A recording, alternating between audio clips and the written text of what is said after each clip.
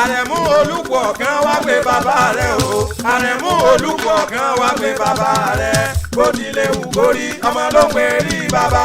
Àrẹ̀mú Olúpọ̀ kan wá pé bàbá rẹ̀. Àrẹ̀mú Olúpọ̀ kan akéwì ẹ̀sìn rọrùn fáráyé. Mo dé mo fẹ́ máa pèdè ní gbàgede èdè. Fáwọn tó mèdè ọ̀hún gbọ́ kí wọ́n lè dé mi ládèédè ní gbàgede. Àrẹ̀mọ KS Aláàfin ọ̀rọ̀ lèmi tún jẹ́ yágóyájú ọkùnrin Ìlọrin. Apèdè mọ́pẹ́tà náà mo tún dé àfínjú akéwì tó mọ̀ ìjìnlẹ̀ ọ̀rọ̀. Ṣèbẹ́ ni ńlá ló ń ṣòun ńlá. Ṣèbẹ́ ni ńlá ló ń ṣòun ńlá. Kàmálídì nìkan wáyà ló sọ̀jọ́ ìbí o. Pàtàkì lọ́jọ́ ìbí jẹ́ láyé ọjọ́ aláwuyewuye ni. Ọjọ́ tí wọ́n bí ní sáyé ò kéré rárá, ọjọ́ tó yẹ ká máa fò fáyọ̀ ni. Àrẹ̀mú bí a bá rántí ọjọ́ ìbí ẹ̀ ní ká fi lé pọtí, ká fọ̀nà roka, ká dúpẹ́, ká sọpẹ́, ká wá fagbada dínà ní ohun tó tọ́ ni kì í ṣèwọ̀. Ọlọ́jọ́ ìbí òní mo kí ọ kú oríire. Bàbá mi ló sọjọ́ ìbí lọ́jọ́ òní o. Alhaji Yusuf Kamarudin Ibitoye tí gbogbo ayé mọ̀ sí Kanwaya ló sọjọ́ ìbí lọ́jọ́ òní o. Bàbá Olúwadámilọ́lá, every 16th of October is your day. Happy birthday to you. Long life and prosperity. Kó o pẹ́ láyé. Ìgbà ọdún kan ló máa jẹ́ lọ́lá wá ìlú lókè. Bí ọjọ́ ṣe ń gorí ọjọ́, lọ́jọ́ orí lè kàn sí. Lóṣù ṣe ń gorí oṣù, lọ́mọ ń ṣe bẹ́ẹ̀ tó dàgbà. Àrẹ̀mọ KS Aláàfin ọ̀rọ̀. Oníta abárántí ọjọ́ bí ẹni. Ká dúpẹ́ ló tọ́ o. Bá ò bá dúpẹ́, agbégidí ní èpèjẹ ni. Alhaji Yusuf Kamarudin Ibitoye. Bàbá Taofiki kẹ́ ẹ dúpẹ́ ló tọ́ o. Róhun báyọ̀ bí èso pẹ́ kẹ́ ẹ dúpẹ́ pé ògùn ni. Àtẹ̀yí sàmọ́dún ẹ ṣe púpọ̀ lókè pẹ̀. Ṣèbẹ́ ni ńlá ló ń ṣòun ńlá.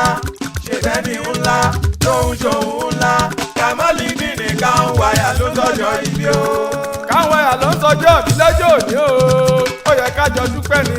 Ó yẹ kájọ wárí bólúwọ̀ ọba ni. Ọ ò ní sẹ́kù mọ́ wa lójú. Ikú ò ní wọlé tọ̀ yín wá. Àrùn nífilé yín ṣe bí àpérò. Kanwaya dé o. Ọkọ Alájà Bọ́láńlé ajẹnipa torí ire òun gangan lolórí ẹ̀dẹ́ ènìyàn.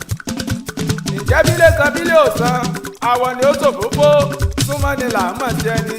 Mo bọ́ ọ délé, ó dá a nílé. Kanwaya mo bọ́ ọ dóko, ó dá a lóko. O pirimpirimu tó tún bí àgbà alágbọ́mù tí ń tún gbàmù.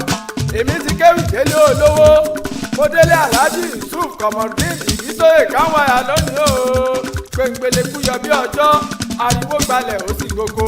Kanwaya tí wá dòsù màrè tí gbogbo ayé ń gbójú sókè wò. Kanwaya máa ń jayé ibi orí bá ràn lọ. Ẹ̀gàn ò lè ní kó yin mọ́dún láyé. Adániwáyé lórí ẹwà fọ́kùkọ. Bó nínú bá ń bínú lórí àṣán ni. Èèyàn kan ló ní kẹ́ ẹ lé mọ̀lẹ́ wà lórí. Kó wá bá ti gbìn ní òwú. Ọ̀nà gbogbo ni Kanwaya náwó ràn lọ́wọ́ sí o. Aṣọ funfun kò dé pé pamọ́ tó bá dòru ọ̀gànjọ́. Iye olórí, iye ọlọ́lá, iye onípò níjọba tí bá ń ṣe bíi ti Kanwaya kó dìde dúró. Kárí àjà ló lẹ́rù tó wúwo lórí lòótọ́. Gbogbo ẹni tó bá tẹ́rí sí ọrùn rẹ̀ yóò yẹ̀. Ọmọ Kẹ́hìndé Tajudeen Àjàgbẹ́ RSO Head of Security lórí kí n máa kì ọ́ ní méje mẹ́jọ olóòsọdún ọdún yìí ná olóòsè tẹ̀mí. òun láṣẹ tí gúnugún èbí kúléwé ibẹ̀ lọ́wọ́ ọlọ́run àṣẹ̀dá ò ní báwọn kú ní rèwerèwe o sì ní fọjọ́ lọ́jọ́ lọ jọ̀wọ́ bá mi sàmí ẹ̀. Ṣèbẹ́ ni ńlá ló ń ṣòun ńlá. Ṣèbẹ́ ni ńlá ló ń ṣòun ńlá. Kàmálídì nìkan wáyà ló sọ̀jọ́ ìbí o. Ṣé tí wọ́n bá wá bí i pé ta ní nǹkan ọmọ ọlọ́jọ́ bí látẹ̀kan ẹ bá ń wí fún wọn wípé Muhammadu náà lálẹ́ mi jẹ́ Àrẹ̀mú Olúpọ̀ ọ̀gàn. Èmi lọmọ pákátàkárà ọmọ àsánàrè nílé oníkanhún. Èmi lọmọ Olúpọ̀ àlẹ́ ìlú ọmọ mo lé tètè mo mújọba mo falala jóye ní mọ̀jẹ̀.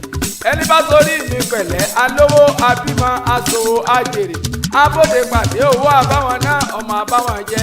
Ayé wọn àtòrò gẹ́gẹ́ bí omi àbòwúrọ̀ kan ìpàdé wa láyọ̀ láyọ̀.